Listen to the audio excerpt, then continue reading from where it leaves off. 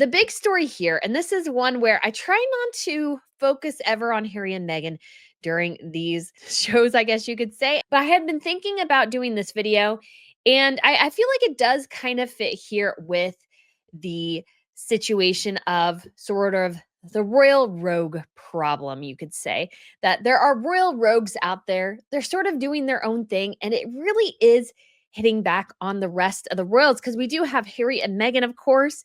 We also have Prince Andrew and all his, especially not only what he's been alleged to have been involved in terms of potential criminal activity, but just general overall financial shadiness. And then we also have the case of Marius Borg Homeby and everything connected with him and allegations of things he might have done within the royal family itself. This has just become, I think, such a big issue. And it's something that I really wanted to talk about because I know so many people sort of think or believe that just because the British royals, they're just so famous, the family's been around for 1,000 years, is that they don't really have to worry about something like branding. Now, that's maybe a particularly American term, branding, but I think it applies to royals as well. Royals have a particular brand. It is grand. You have carriages and horses and palaces and parades and sort of all these ancient and sometimes seemingly archaic traditions and everything connected with the history and heritage of the culture is wrapped up in what I would consider the royal brand. And that's something that you have to sort of maintain because, yes, all of us here on this channel and in this program, we are all like well aware of what royalty does. But I can tell you right now, not everybody is. And when it comes to how you present something abroad, the look really, really does matter. And I think what we have here is constantly an issue where when it comes to royals, there are members of the peripheral family who I would say is sort of what you would call diluting the brand. And diluting the brand just means basically is that they are claiming to be similar in terms of that they are royalty too, but they're undermining the brand at the same time by also just saying, or not just saying, but doing things that royals wouldn't do. And obviously, Harry and Meghan, huge factor in this. Can't totally ignore it. And I think a great example of this is something I didn't get to, which is this video with Meghan and Nelly Furtado. This was at the Invictus Games. Now, while it's wonderful what the Invictus Games does in many ways, what I think this in particular does is sort of cheapen the brand of royalty. So let's go ahead and watch a little bit of this here. So they're trying to be cute. They're trying to be cute, but it doesn't totally work either because Meghan is schmoozing for the camera, trying to be sexy. You would never, ever, ever see Catherine doing this. Catherine would never, ever do this. She does do selfies with people. She would do sort of a fun, like interaction thing. But this to me is cheap. This to me is D-list status behavior. And yes, Harry and Meghan have been very publicly separated from the royal family in many ways, but they use their titles, the Duke and Duchess of Sussex, constantly. They call Harry Prince Harry. They call their kids in certain publications Prince Archie and Princess Lilibet. And yes, those who watch royals very closely on this channel are not confused, but other people are. And this makes some people think in some ways that this is what royals do, that royals schmooze and try to look sexy with the filters on Instagram while Harry looks like he looks more mad. I don't know quite what he was playing with. And oh, the kiss goodbye. Very, very D-list actressy behavior. And I think when it comes to royals, this is starting to sort of, you could say, merge into what the royals stand for in the UK. And what I mean by this, if you're sort of not aware, let's take an Apple iPhone. So, Apple iPhone, they make this particular device, has an apple on the back, but if something else came along and it decided to call itself ePhone and it had an apple without the bite in it and it was the same size, had the same features and everything, it would be something called sort of brand dilution. So it's basically a copycat, but it's not as good. Let's say this one breaks all the time. What Apple would do probably, which would be sue the company, let's call it Pear. So they would sue Pear into oblivion for basically knocking off their product because they have a brand that they need to protect, and it's this particular device. And if they don't protect it, then by extension, the whole company sort of gets pulled into this competitorness. And this might seem very American. It might seem something like Brits like, oh, we don't have to worry about this. Everybody knows. Again, I will go back to not everybody knows. And I think there's an arrogance in thinking that we don't have to worry about X. We don't have to worry about any of this because the royal family it'll just walk through and it won't be damaged at all and everything will be just fine. And I don't think that's right. I don't think that's correct. And I think that sort of complacency can end up becoming something that's really dangerous at some point. So, back to this sort of kind of nebulous discussion here, because I know some people are, again, not really all that interested in hearing it. They think the royals are just going to be just fine. But I just don't think that's necessarily the case. And we see this reflected in what happened with Catherine with hashtag where is Kate. I think what happened there in that particular situation is that the royal family, to their discredit, I will say, thought to themselves, well, and I say royal family, I mean like the palace officials and everything like that. And I will say, I don't think they knew everything that was going on too with Catherine at that point. So they didn't know quite what to do. But what they did was like, oh, well, we don't need to worry about this social media chatter. I mean, who cares? They're just repeating nonsense. Just let them chat. But then what happened was that because the fervor kept growing and growing and growing and growing, all of a sudden it started getting picked up by mainstream outlets. So yes, it was stupid. Yes, it didn't need to happen at all. Yes, it was something to completely ignore. However, because of this chatter, because of the interest in highlighting what was going on with social media, which often is what is driving the news now, the narrative got completely and totally away from them. And as a result, Catherine went through, like, you could almost call it a bit of craziness there for a while. It was just absolutely crazy what was happening with hashtag where is Kate. It didn't make any sense. It was just sort of ludicrous nonsense.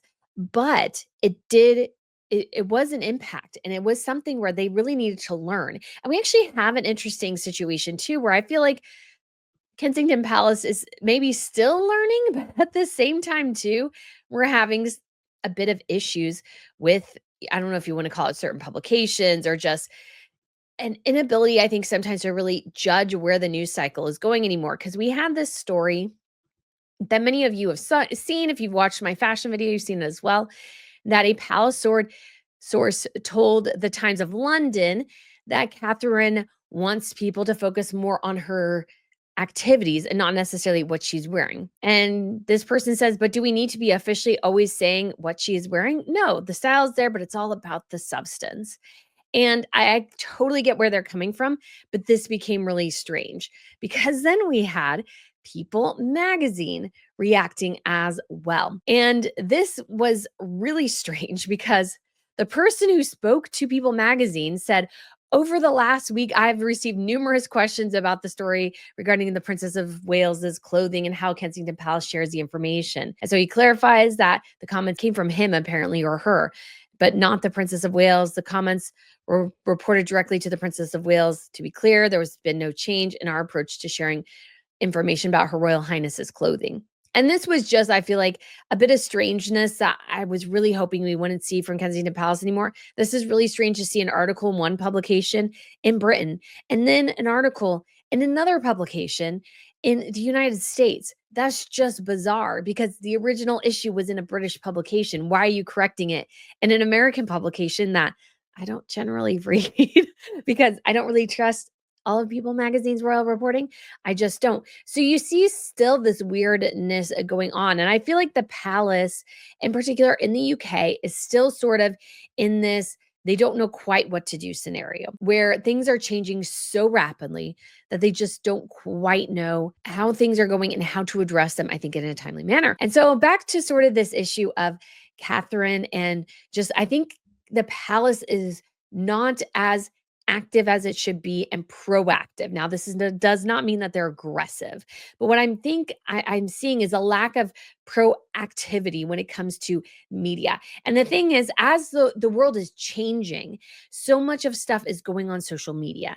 And social media is changing things so rapidly and how things are reported and reacted to and everything that the palace is sort of getting there, but I don't think they're getting there fast enough. The pace of the news is outpacing them. And the issue of the Rogue Royals comes into this as well because we're commenting on things regarding Harry and Meghan. And I had a friend recently who told me she was having a dinner with her family and her brother thought Harry was William and William was Harry. And that comes from somebody who doesn't watch royals. But Harry and Meghan and the weirdness they're doing is leaving people confused. And Kensington Palace, Buckingham Palace, their job right now is to actually be abundantly, like, completely and utterly clear where the lines lie, and they're not. And they're not. And I know a lot of people have talked about how Charles will not, wouldn't be happy if Harry was deported and then that Donald Trump is trying to avoid that situation. I don't think that's necessarily the way to go. I've addressed this in another video, but I think it's clear as well that Charles, I think, needs to take Harry's threat more seriously than he does. I think he just wants to be more of a father than a king in this scenario.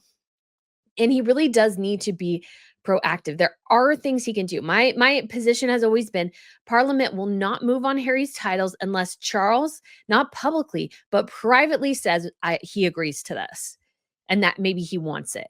And I feel like Charles should make that step. I don't think Parliament would make it arbitrarily, but I think if Charles said, "Yes, I want this moved. I want this addressed because it is undermining his reign as king. Harry's behavior, Meghan's behavior, their D-list behavior is impacting everybody else because Harry and Meghan are so incredibly public. And so Charles can't just go, oh, well, I don't want to upset my son. This will all just blow over at some point. No, no, that's not the scenario here. This is having an impact. And yes, it might be small now, but over time, it's just going to get bigger and bigger. Then you have the kids to worry about, Archie and Lilibet. We don't know how they'll turn out. They could be totally fine, or they could be, let's say, Hollywood kids and going sort of off the reservation. You have these definitely very serious scenarios that could undermine all the good work Charles is doing and leave William, I would argue, in the lurch. And I feel like they all need to take this more seriously. They can't let them run rogue. And then we have Andrew. Andrew, yes. There are a couple new, stipulations with Andrews. We got the Times saying here, Prince Andrew's aid linked to 8 billion Middle East Investment Fund. And then we also have another says Prince Andrew's associate Olga Firer linked to money trap scam. Oh gosh, oh gosh. Andrew, in his desperation, I think, to make money and to find, you could say, purpose, is that he is going to do whatever he needs to do to stay in Royal Lodge. That is his goal right now, is to stay in Royal Lodge. So if he needs to get connected with a nefarious person in X location, he'll get connected with nefarious person in X location because he needs the money. And I don't know what the exact answer to Andrew is. I think he should be treated same thing as Harry. Same thing as Harry is you step out of line, we're basically going to come for your titles and stuff. And I think that's a threat. That's a good thing to have because the problem with royals is that there's no recourse to punishment. Like if you're on a job and you behave badly, you will get fired. And everybody knows that. And there's, I think, a certain lack of consequences in the royal fold that need to happen. If there is a consequence going, hey, if you decide you don't want this, if you decide to step out of line, what have you, that is your right. But we're not just going to sit by quietly and let you do whatever you want. You need to either toe the line within the fold, or we will have other recourses we will look into. And I think that's where things should go because I think as well, especially when it comes to Archie and Lilibet. I mean, people are like at this point, oh, they're so far down the line of succession. And that's true in theory, but we did get reports that Catherine and William went to Mystique and that the kids and the parents were all in the same plane. And if the worst should happen, who's to say that Archie and Harry won't end up on the throne? We're not into the case yet where Harry is so far down that there's not a risk. They need to sort of figure out how to adjust this a bit better. And the reality is, I think Harry needs to be, if this is the life he wants to lead, that's his choice, but he needs to be stripped of his title and removed from the line of succession. That is sort of the line there. And there's of course a quote from William Shakespeare that says, heavy is the head that rests a crown, basically. And that is true. You have to make tough decisions. And I think Charles is treating this whole thing more as a parental issue when he should be treating this more as a kingly issue. Yes, Harry should always have a route back into the home in terms of like the family relationship. But the crown is what's most important here because that is how everybody else survives. Let's be honest. That's how everybody else survives is if the crown does. If the crown is tarnished because of Harry and Andrew's antics, at some point, somebody might go, why are we paying these people? That's always a question. I will always admire Spain because I feel like the Spanish royals, every time they go out, I feel like they're trying the best to make sure they actually justify their existence and they work the hardest out of any royals. And I think that comes down to we have to work. If we don't work, everything's going to go away. And it's not just, you could say the money and the properties or whatever. It's actually the continuity of history. Do you want to be the person who lost the crown? No, nobody wants to be that person. So I always feel like in this situation, tough things need to occur.